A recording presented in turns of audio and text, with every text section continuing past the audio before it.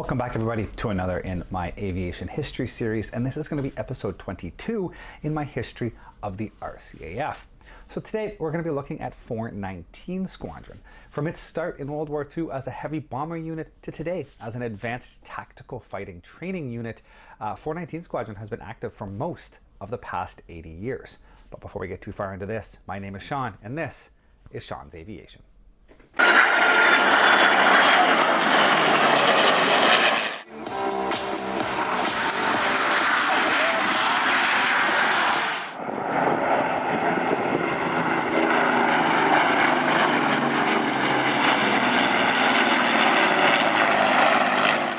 Now, just before we jump into the video, I do want to say, as always, thank you for everybody who is out there watching this video. If you haven't yet and you like what you watch, down below, like, subscribe, hit that notification bell. That'll keep all of you informed as to when I have new videos out and will help YouTube push this video out to others who might be interested in it. Now, if you're interested in helping out in a little bit more of a concrete way, just beyond the liking and the subscribing, then down below in the comment section, you'll see a link to my coffee account. You can hop over there. You can buy me a coffee. I always have a coffee on the go, or mostly a coffee, usually a coffee on the go. So yeah, you can hop over there, buy me a coffee if you so choose. Please don't feel obligated. Not here to beg for money, just doing what I love to do, and I get to take you along for the ride with me. Well, that's enough of that. So let's jump right into this, and we'll get a look at the history of 419 Squadron. 419 Squadron was formed on December 17, 1941 at Mildenhall as the RCAF's 17th Squadron formed overseas and its 3rd Bomber Squadron. It fell under the command of 3 Group and was assigned the squadron code VR. It received its first aircraft, Wellington Mark 1Cs, in January and started training up for night missions. It flew its first mission on January 11th when 2 aircraft bombed Brest in France. Starting in February, the unit received a number of Wellington Mark IIIs, and the unit flew a mix of both. In August of 1942, the unit moved over to 4 Group and relocated to Leeming for a short time before moving to Topcliffe on August 18th. October 1st brought a move to Croft, and then November 10th they moved to Middleton St. George, where they were based for the remainder of the war. During November, the unit relinquished their Wellingtons and upgraded to the Halifax Mark II, the Merlin engine variant of this bomber. In January 1943, the unit transferred to 6 Group, the RCAF bomber group that was formed to command all of the RCAF bomber squadrons, although the unit stayed at the same base. While the unit slogged it out night after night over German-occupied Europe, there was not much to change on the back end. In March 1944, the unit began to equip with the Canadian-built Lancaster Mark X, and by April, all of the Halifaxes were gone. It was while equipped at the Lancaster that 419's most infamous event happened. On the night of June 12th and 13th, 1944, Lancaster KB-726, being flown by Flying Officer Art de Bruyne, took off for a mission over Cambrai. Just as they reached the target, they were attacked by a Junkers 88 night fighter, and the aircraft caught fire, and with 2 engines out, the pilot ordered the crew to bail out. As Pilot Officer Andrew Mynarski, the mid-upper gunner, approached the rear door to bail out, he could see through the flames that Pilot Officer Pat Brophy, the tail gunner, was trapped in his turret. The turret had jammed partway around, and there was no way he could get out. Mynarski pushed through the flames, and using a fire axe, attempted to get the turret open in order to pull Brophy out, but it was of no use.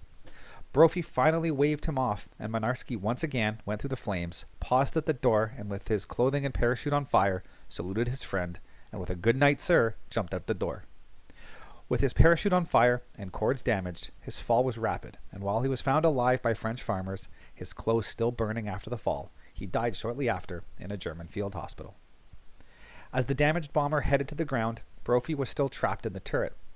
As the aircraft hit the ground and broke apart, the turret was thrown free, and when the bomb load detonated, he was blown from the wreckage of the turret and knocked unconscious, hitting a tree. He was then rescued by the French resistance, and he later joined them fighting behind enemy lines, not returning to England until September of 1944. It was not until 1945, when the remaining crew from KB-726 reunited, that the actions of Mynarski came out, and the pilot, Flying Officer Art de Bruyne, went about the process to ensure Mynarski was properly recognized for his actions. He was posthumously awarded the Victoria Cross for his actions on October 11, 1946. Today, the Canadian Warplane Heritage Museum in Hamilton, Ontario flies one of only 2 Lancasters in the world still airworthy and in memory of Mynarski and his actions that fateful night. 419 officially stood down from operations on May 31, 1945, but was selected as one of the units to be incorporated into Tiger Force, the RAF and RCAF's bombing force to be used against Japan. The unit relocated back to Canada and was based at Yarmouth, Nova Scotia with all aircraft and crew on site by June 4th. With the winding down of operations in the Pacific and the Japanese surrendering in August, Tiger Force was officially stood down and the unit was disbanded on September 5th of 1945. During World War II, the unit flew 4,002 sorties, amassing 25,386 operational hours. It dropped 13,417 tons of bombs and was credited with 10 enemy aircraft destroyed and 6 damaged. It suffered 129 aircraft lost, with 310 aircrew killed, 867 missing, 187 POWs, and 40 who evaded capture. 419 was reactivated on March 15, 1954, as an all-weather fighter squadron at RCAF Station North Bay. It was assigned the squadron code UD and received their first aircraft, CF-100 Mark IV-As, that month. In May of 1955, the unit upgraded to the CF-100 Mark IV-B, the only difference being slightly more powerful engines. They provided NORAD air defense until August of 1957, when they were selected as one of the 4 CF-100 units to be relocated to Europe to replace 1 Sabre unit in each fighter wing. They joined the No. 4 Fighter Wing and was based at Bad Solingen. They continued to provide this service until December 31st of 1962, when they were disbanded with the withdrawal of the CF-100 from frontline service. 419 Squadron returned when it was reactivated on May 2, 1975, as a tactical fighter training squadron flying the CF-5. It acted as the OTU for this aircraft, Operational Training Unit, until the CF-5 was retired from CAF service in 1995. Its time flying this aircraft brought around one of the more famous Canadian fighter schemes, the one you see here, affectionately known as Bruce the Moose. The squadron was once again reformed, its 4th incarnation, on July 23, 2000, as a lead-in fighter training unit performing advanced fighter techniques for future CF-18 pilots.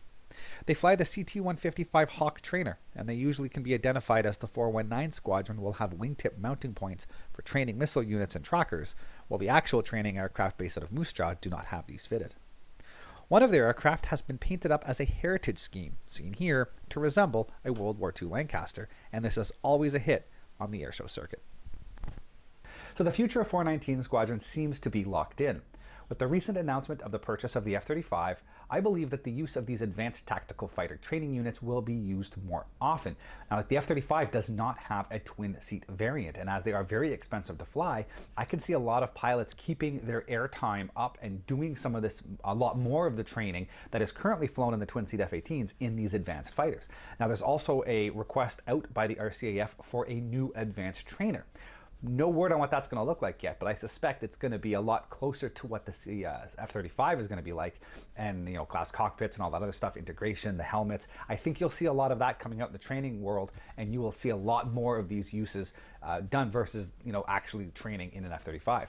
Now, whether that means 419 Squadron will adapt to these new aircraft and continue to do what it's doing, or they'll bring up a new unit to take over and 419 will disappear once we transition, only the time will tell. But for right now, 419 Squadron is definitely locked in and has a very, very important role in the current iteration of the RCAF. On that note, thank you all for watching, and we'll see you next time. Thank you for watching, guys, and as always, if you are interested in any of the content you see, you can access my website at www.seans-aviation.com. You can see all the latest pictures of aircraft and museums and the build logs of all of my current models and past models on that site. And if you're interested in any of this content, please click the subscribe button here on YouTube to follow more. Thank you very much, and see you guys next time.